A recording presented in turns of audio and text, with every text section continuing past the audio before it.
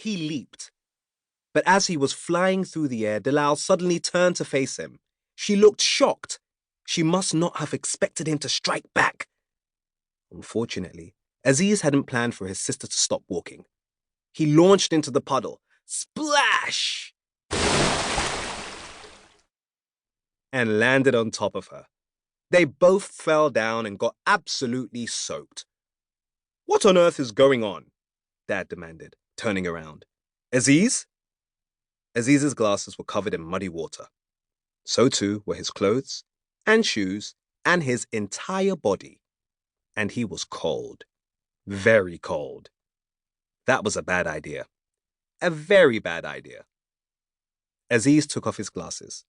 The world went all fuzzy and blurry like it did when he jumped on his trampoline. He wiped them on the only dry spot in his jumper and put them back on. That's when he saw that Dalal was soaking wet too.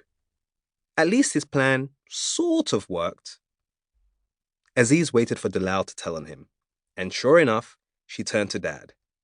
But what came out of her mouth surprised Aziz. "It was my fault," Dalal said, standing up. "I bumped into Aziz." "That's unlike you," Dad said, confused. "It's usually Aziz who's the mucky pup. Now, let's get home before you two make an even bigger mess." Dalal held out her hand to Aziz. "Here, let me help you up," she said. Aziz shook his head. "No," he said suspiciously. He knew Dalal would pull him up until he was almost standing, then drop him back into the water. "I'm not falling for it." Aziz stood up and walked beside Dad. He was afraid Dalal might try to get back at him for splashing her. That's when Aziz noticed that the rain had disappeared completely. He looked up and saw the sky was entirely blue and cloudless. Moments ago, it had been pouring rain. How odd, he thought. Back home, things started to get a bit weird. "Dessert!" Mum yelled from downstairs, just as Aziz was changing out of his sopping wet uniform and into warm clothes. Doesn't she mean dinner? He thought. In the kitchen, Dad was laying the table. Instead of rice and chicken, which was what they always had on a Friday evening, Mum and Dad served ice cream, cake, and chocolate milk. Aziz's mouth dropped open. "What's going on?" he asked. "Nothing," said Mum, with a cheery smile. "Come and sit by me," suggested Dalal, beaming at Aziz. He narrowed his eyes and looked between Mum, Dad, and Dalal. "Why are you smiling at me?" he asked his sister suspiciously, taking the seat next to her. "Can't I smile at my little brother for no reason?" "No," Aziz said, snatching a piece of cake and pouring himself a glass of chocolate milk before his sister could steal his dessert.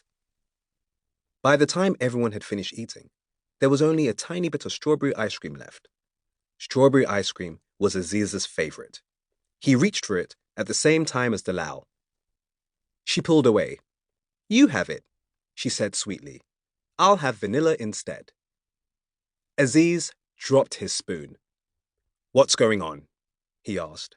"Did you poison it?" "Of course not." Dalal looked hurt. "Speak up, children," said Dad. "I can't hear you bickering, and I do love to hear you fight. Fight, fight, fight, fight, fight," Dad chanted, as though he was a small boy in the playground, not a grown-up man who hated noise and mess and arguing children. "What?" thought Aziz. Just then, the family dog trotted into the kitchen.